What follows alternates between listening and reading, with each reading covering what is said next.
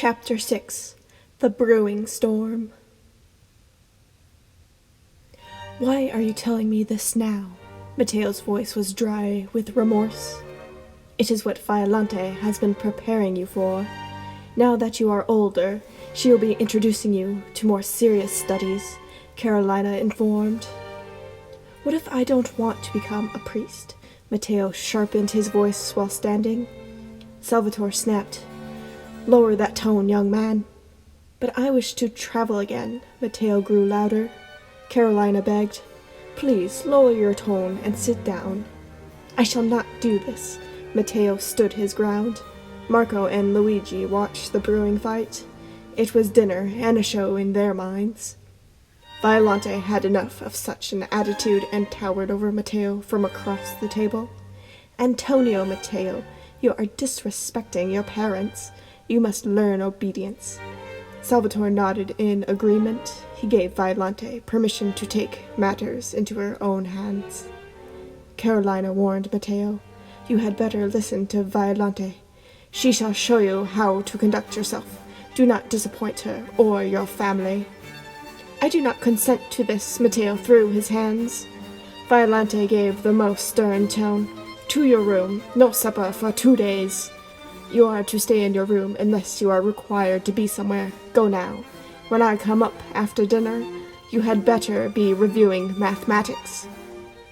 "I was done eating anyway." Matteo tossed down his fork and sprinted in frustration to his room.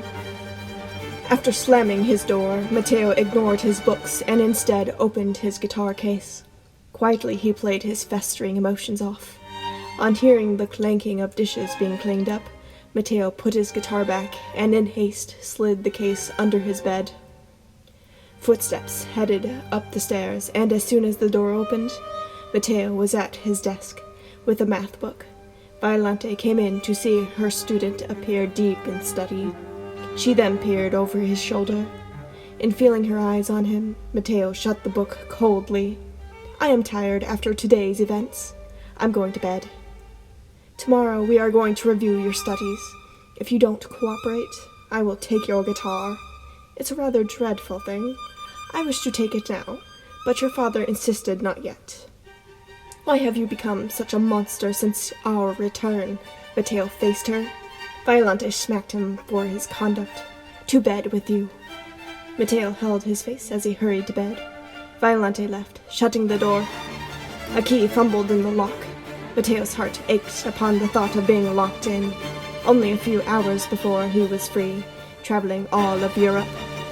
Now he was a caged bird, unable to spread its wings. The idea made him ponder upon one thing: escape.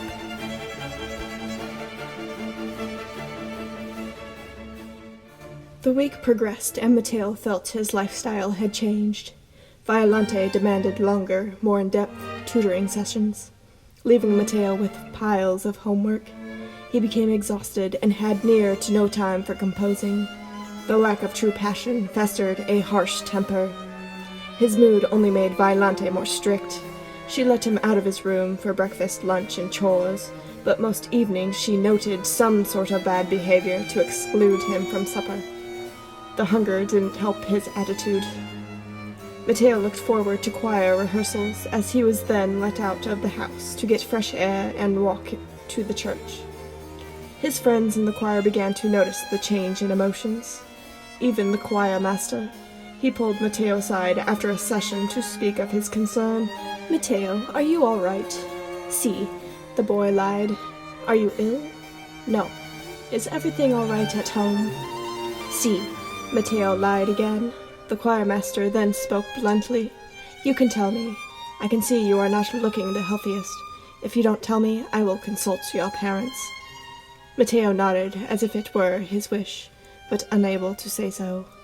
When the choir master let him off, Matteo headed home at a slow pace.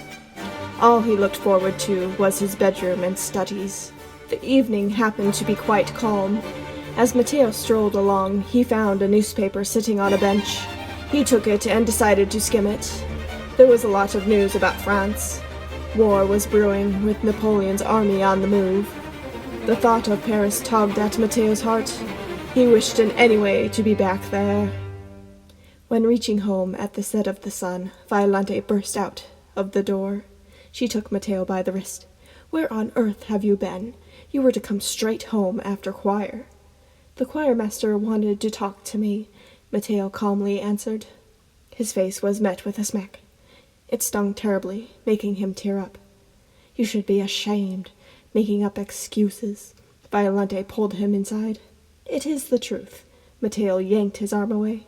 Violante took him by the ear to control him. Salvatore was at the dining table, finishing supper. Matteo questioned his father. "Why are you letting her do this?" "You must learn to behave." Salvatore stood in a stern manner. He helped Violante get Matteo to his room.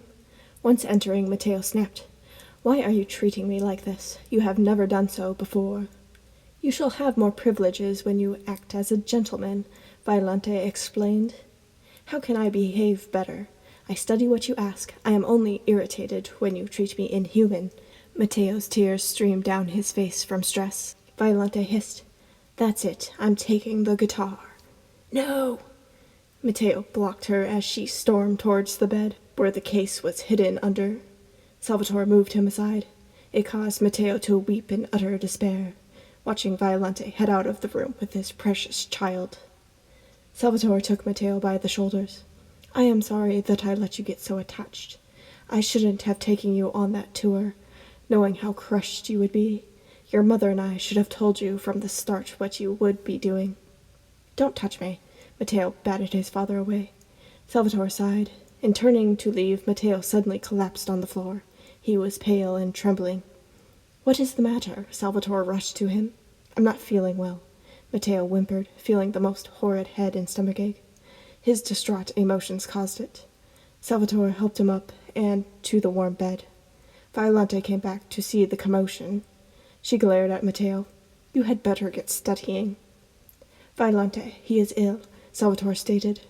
Matteo huddled under the covers, wanting nothing more to do with the people in his room. Violante spoke with false kindness. "Then we shall let him rest for tonight." Matteo heard the door lock after they left. The burning desire to run away smoldered ever so strongly in his heart. He got up from his bed, searching for a quill and paper. It tired him, as he was truly unwell. After finding the materials, he went to his desk to write a letter. It was formal, asking to hire a small carriage to take him to the edge of the city, where the large mail coaches leave for long-distance travel. His reasoning unfolded as he took a clipping from the newspaper he found earlier. The French military was searching for recruits. It would be his ticket out. Though he was young, he was determined to join. Matteo folded his first letter of business with the proper funds and hid it in the desk. As he did so, a fever set within him. He hurried back to bed just in time as the illness caused him to fall into a hard sleep. "Matteo, wake up. Matteo, please. Salvatore, fetch a doctor," Carolina begged upon tapping her child. Matteo opened his eyes to see his mother. Beside her stood the choir master. They both had expressions of concern. Matteo could hardly lift his head. Carolina went to make sure Salvatore was on his way. The choir master sat at Matteo's bedside and explained. "I came this morning to talk to your parents and tutor. It was a good thing I insisted on seeing you." "Grazie." Matteo felt relief through his state of a high fever. The choir master felt his forehead. "You're burning, and your face is quite pale." The bedroom door opened, and a doctor entered, followed by Salvatore, Carolina, and Violante. The choir master stepped out. As soon as seeing Matteo, the doctor asked Salvatore, "How long has he been like this?" "He became ill last night." The doctor turned to Carolina. "Get him a warm meal. He's famished. It is part of the problem. A hearty soup will help get rid of the chills."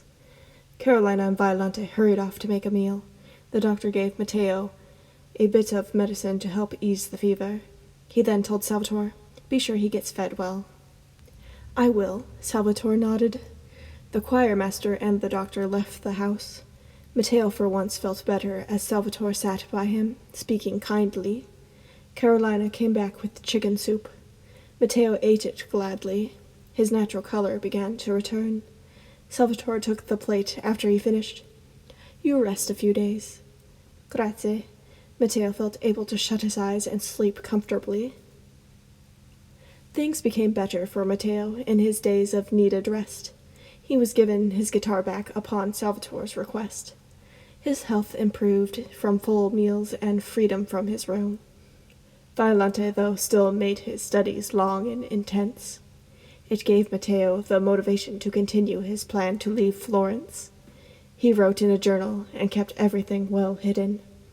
Violante suspected not a thing. After a few weeks, Matteo was ready to put his plans into action. He grabbed the first letter that requested the carriage. In his coat pocket he hid it, then headed downstairs. He called to his mother, who was in the kitchen. "I'm going for a walk. My homework is done." "Have a good stroll. It's nice out."